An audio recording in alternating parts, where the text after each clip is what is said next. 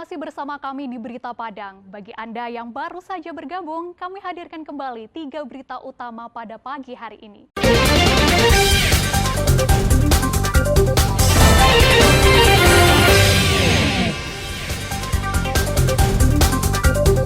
Bawaslu proses kasus dugaan politik uang di Pilkada Payakumbuh. 7 ASN di Pariaman dituntut hukuman 5 bulan penjara dan denda 2 juta rupiah. Kantor Kementerian Agama Pasaman musnahkan hampir 800 buku nikah.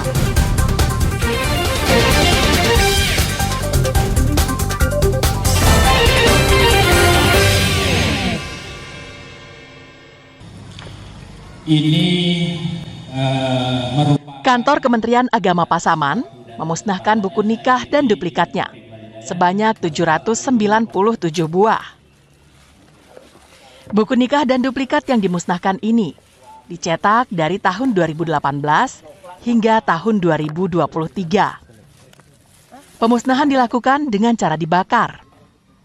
Buku nikah ini dimusnahkan karena telah kadaluarsa dan juga ditandatangani oleh Menteri Agama pada kabinet yang lama. Pada era pemerintahan yang baru, tanda tangan Menteri Agama dalam buku nikah dicetak melalui aplikasi Sistem Informasi Manajemen Nikah atau SIMKAH Kemenak. Inovasi ini dilakukan untuk efisiensi buku nikah jika terjadi perubahan Menteri Agama. Rencananya, buku nikah format baru akan mulai digunakan secara efektif pada akhir tahun 2024. Pernikahan yang dicatat setelah itu akan menggunakan format buku nikah yang baru ini. Tujuan pemusnahan ini untuk terpeliharanya barang milik negara, karena ada kekhawatiran buku nikah akan dipergunakan oleh orang-orang yang tidak bertanggung jawab. Buku nikah dan duplikat hari ini musnahkan 797 buku nikah dan duplikat.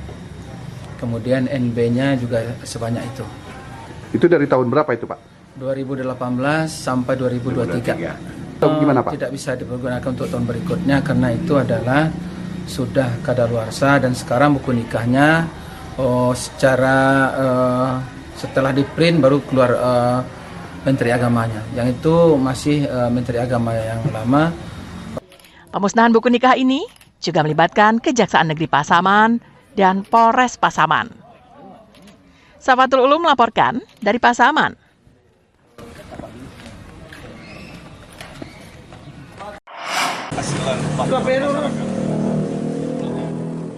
Seorang laki-laki Parubaya ditangkap anggota Satres Narkoba Polres Darmasraya karena mengonsumsi sekaligus mengedarkan sabu-sabu.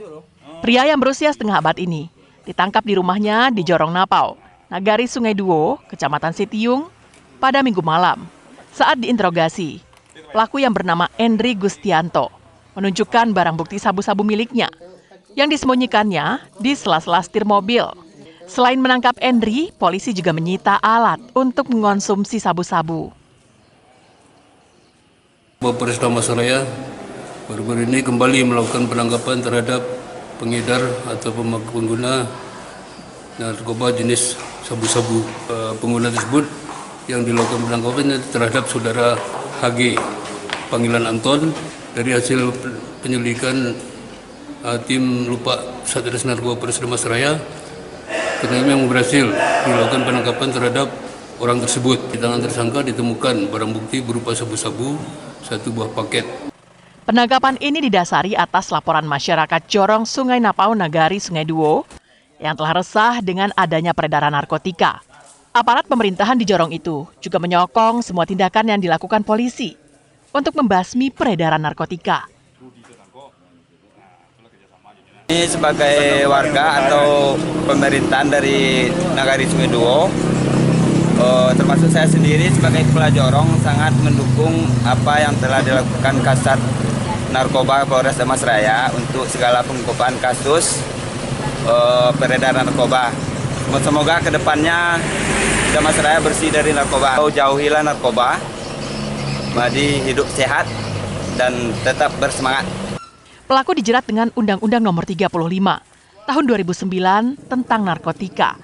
dengan ancaman kurungan paling lama 20 tahun penjara. Eko Pangestu melaporkan dari Darmasraya.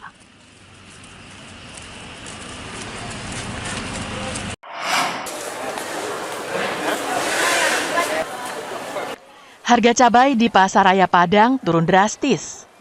Anjloknya harga cabai ini disebabkan oleh melimpahnya pasokan dari daerah penghasil cabai, sehingga memicu penurunan harga di pasar. Cabai merah yang sebelumnya dijual seharga Rp26.000 per kilogram, saat sekarang harganya turun menjadi Rp20.000 per kilogram. Selain cabai merah, harga cabai hijau juga ikut turun. Cabai hijau yang semula Rp20.000 per kilogram, saat ini dijual Rp16.000 per kilogram. Sedangkan cabai rawit yang semula Rp32.000 per kilogram, kini turun menjadi Rp26.000 per kilogram. Sementara itu, harga bawang putih mengalami kenaikan sekitar 5%. Sebelumnya, bawang putih dijual Rp36.000 per kilogram.